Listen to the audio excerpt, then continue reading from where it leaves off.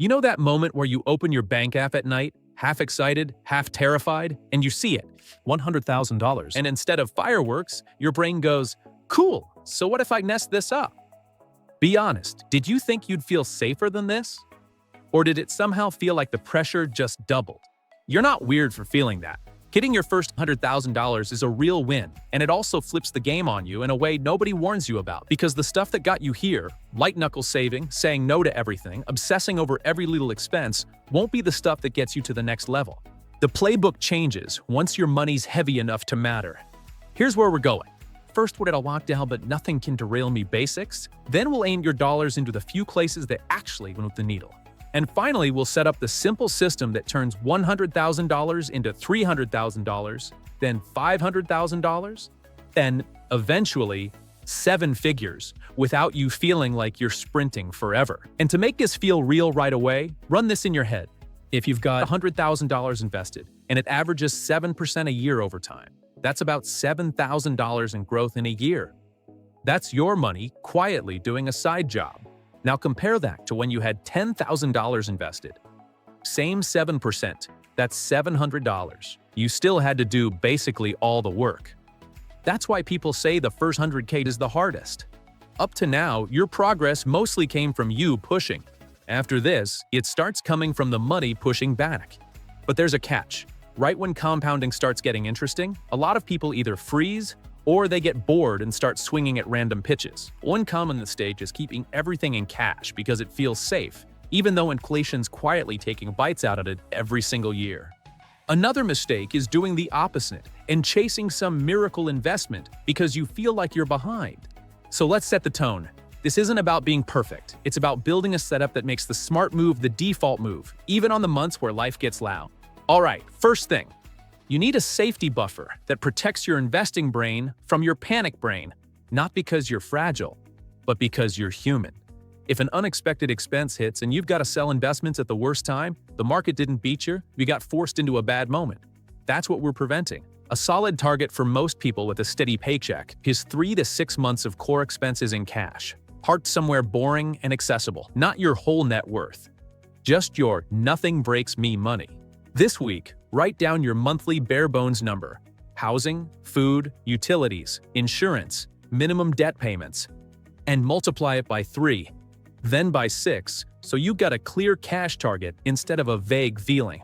Now, if you've still got high-interest debt like credit cards in the 18% to 29% range, treat that like an emergency, because the math is brutal.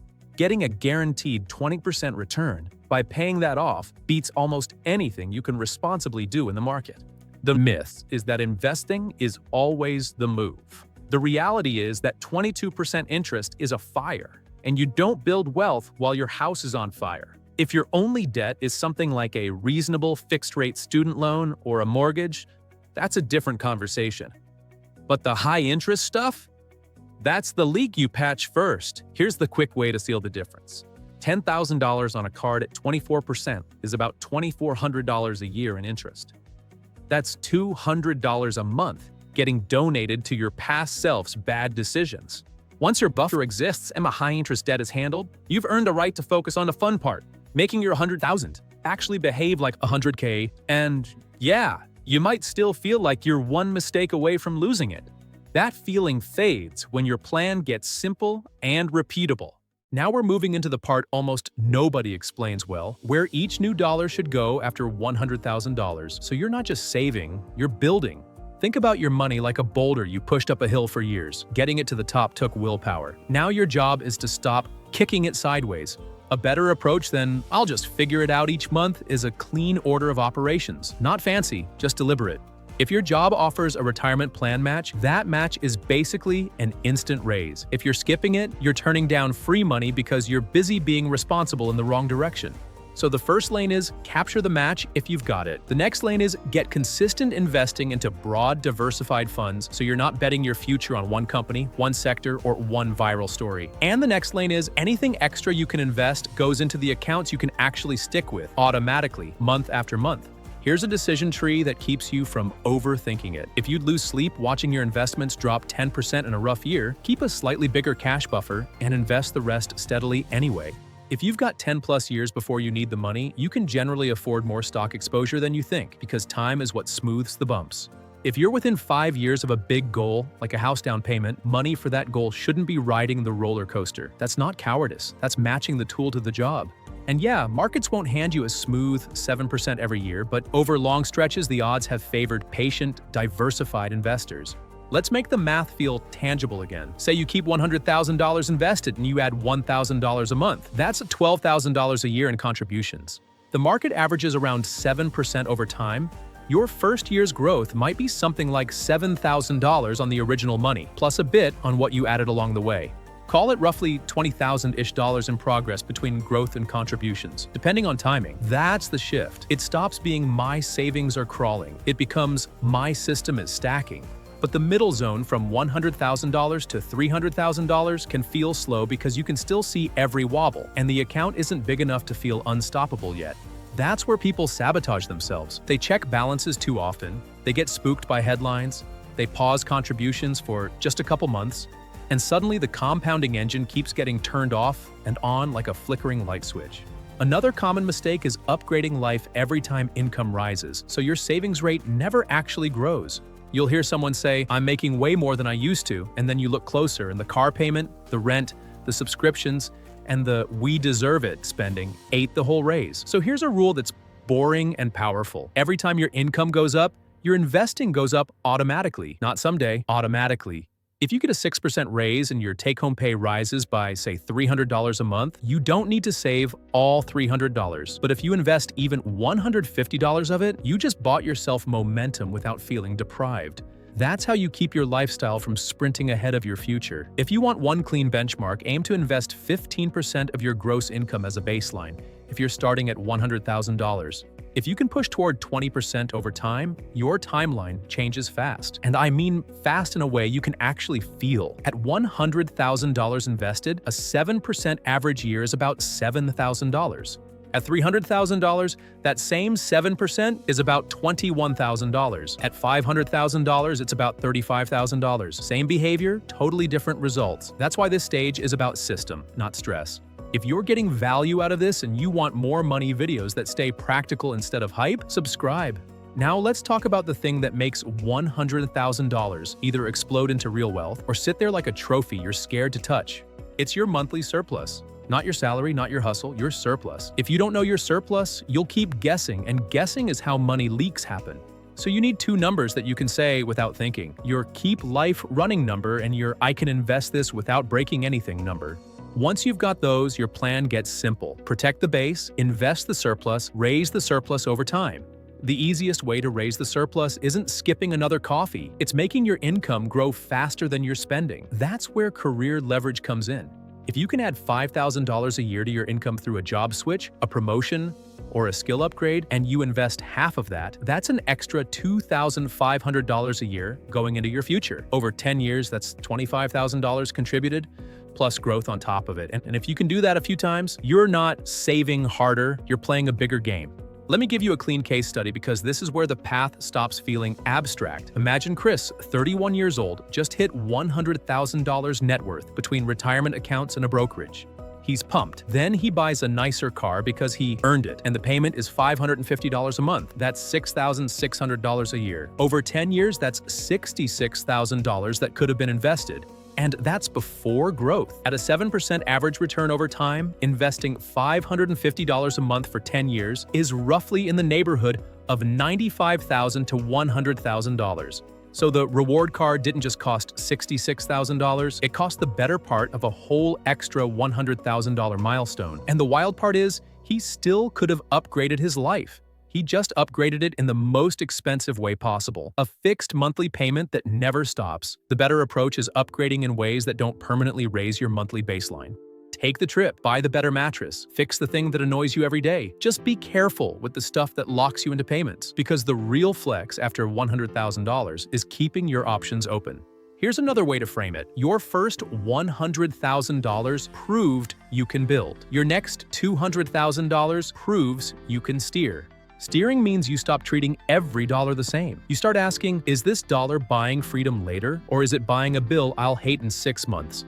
Now, there's one more trap in this stage that hits even disciplined people: all-in thinking. They go all in on investing and ignore cash completely. Then one emergency happens and they're forced to sell at a bad time. Or they go all in on cash because they're nervous, and they miss years of growth while they wait for a perfect moment that never arrives. You don't need extreme. You need balance that you can actually live with. So here's your simple scorecard. If your cash buffer is under 3 months, build it. If you've got high-interest debt, kill it. If you're missing a match, capture it. If your investing isn't automated, automate it. If your savings rate is flat, make your raises do the work. That's it. And since people always ask, how fast can I get from $100,000 to $1 million? Let's put a couple timelines on the table. If you start at $100,000 and you invest $1,000 a month for 20 years, and you average around 7% over time, you're in striking distance of 7 figures. If you can invest $2,000 a month, that timeline can shrink a lot, sometimes into the mid-teens, depending on returns. And if your income rises and your contributions rise with it, you're not just relying on the market, you're stacking your own momentum on top of it. Sometime in the next 7 days, set your investing to auto-transfer on payday, even if it's a small amount at first, because consistency beats motivation every time. Now we're in the part where the rules feel the most different, and it's why people say wealth is built by behavior, not brilliance. Once your portfolio gets bigger, small percentage moves become real money. A 10% drop on $100,000 is $10,000. Annoying, but recoverable. A 10% drop on $500,000 is $50,000. That'll mess with your head if you weren't ready for it. So you need a plan for volatility before it happens. Not a plan based on vibes, a plan based on your time horizon. If you're investing for retirement decades away, the price drops are part of the deal you signed for long-term growth. If you're investing for a near-term goal, that money shouldn't be exposed to big swings in the first place. The mistake is mixing timelines. People invest their emergency fund because they want it to work harder, and then the market dips right when they need the cash. Or they keep retirement money in cash because they want it safe, and then they lose years to inflation. Separate the buckets, match the bucket to the goal. And here's the part that feels almost too simple. Once the system's set, your big wins come from avoiding big errors. The top 3 wealth killers in this zone are panic selling, lifestyle creep, and on and off investing. So make those 3 things harder to do. Panic selling gets harder when you've got a real cash buffer. Lifestyle creep gets harder when your raises auto-increase your investing. On and off investing gets harder when it happens automatically and you don't have to redecide it every month. Let's run a quick before and after timeline so you can feel where this goes. Before, you hit $100,000, you keep $80,000 in cash because it feels safe, and you invest $20,000 sporadically. After, you keep a defined cash buffer, say $15,000 to $30,000 depending on expenses, and you invest the rest with a steady monthly contribution. In the before, you'll feel busy but stuck. In the after, you'll feel calm and slightly bored, and your net worth will climb anyway. Bored is underrated. Bored is what consistent investing feels like when it's working. And if you want a single mental shift that sums up this whole stage, it's this. You stop measuring success by how much you can save this month, and you start measuring success by how strong your system is, because a strong system survives your messy months. Now, let's apply the scorecard with 2 real-world examples. Example 1, you've got $100,000 saved, your expenses are $4,000 a month, and you're investing $500 a month. Your cash buffer target is $12,000 to $24,000. If you already have that, great. If you've got way more sitting in cash, you've probably got room to put some of that money to work, depending on your goals and risk tolerance. Then, the lever is your contributions. If you can move from $500 to $800 a month by trimming one recurring expense and capturing part of a raise, that's an extra $3,600 a year invested. Over a decade, with growth, that can be the difference between nice progress and oh wow, this is accelerating.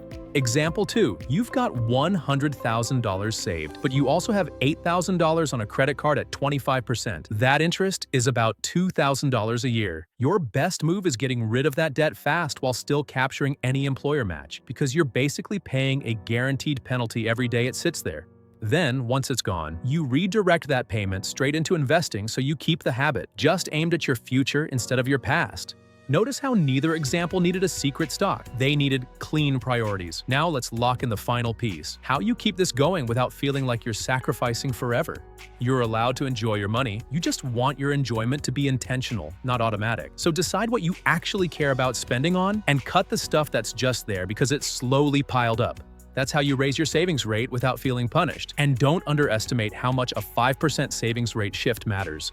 If you make $100,000 a year and you move from saving 10% to 15%, that's an extra $5,000 a year invested. Over 20 years, that's not just $100,000. It's $100,000 plus decades of growth. It's the difference between comfortable and choice. Before Sunday, pick one lever you'll pull next. Either increase your retirement contribution by 1% or set a monthly auto increase so your investing rises without you having to think about it.